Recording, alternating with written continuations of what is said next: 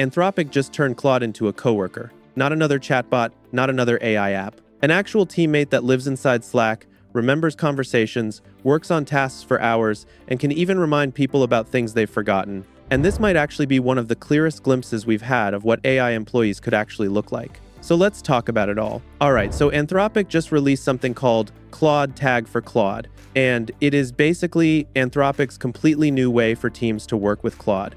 So instead of opening another app or starting another chat, you simply add Claude to your Slack workspace. Now, if you've never worked at a tech company, you're probably wondering what Slack even is. So think of it as Discord, but for companies and workplaces. It is where teams chat, share files, discuss projects, report bugs, and collaborate on pretty much everything they do.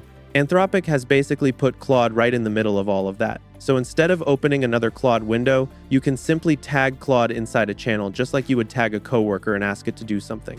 And the working of Claude Tag is pretty simple. It breaks the task into stages, works through them with the tools it has access to, and responds in the thread with what it creates. And then it gets to work. It can analyze data, read your codebase, investigate bugs, work with GitHub, connect to Jira, look through databases, and even work across multiple tools at the same time before posting the results back into the Slack thread.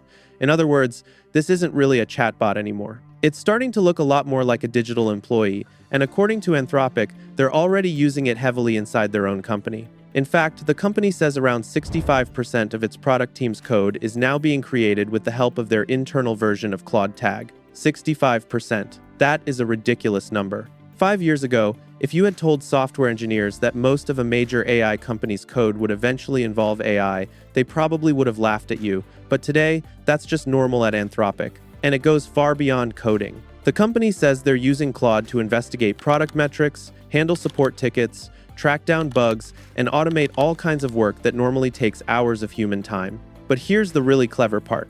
Claude Tag isn't designed for one person, it's designed for entire teams. Anthropic describes it as multiplayer. Inside a Slack channel, there's one Claude that everyone can interact with, everyone can see what it's working on, everyone can continue the conversation from where someone else left off. And that might sound like a small feature, but it's actually a pretty big deal, because right now, most AI work is invisible.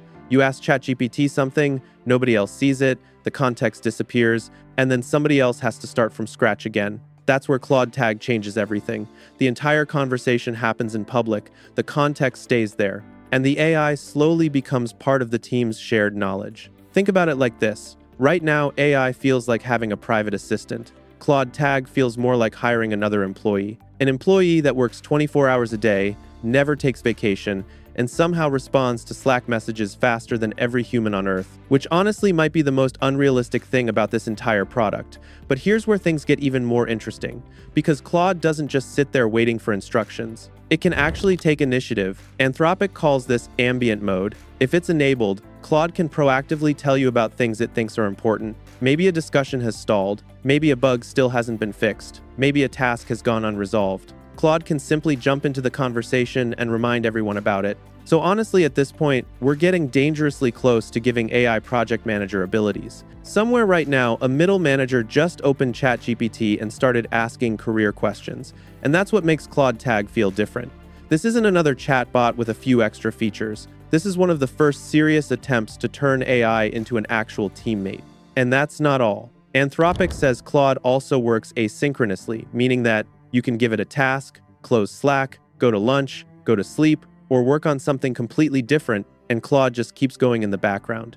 Anthropic claims it can even schedule tasks for itself and work on projects over hours or even days. That's a pretty big shift. Because until now, AI has mostly been something you sit down and actively use. Claude Tag is different. You delegate something to it, and then forget about it until it comes back with the answer. It's actually much closer to assigning work to a person than chatting with a chatbot. And apparently, Anthropic itself is already working this way. The company says employees now spend much more time delegating work to many clouds in parallel. Just think about that for a second.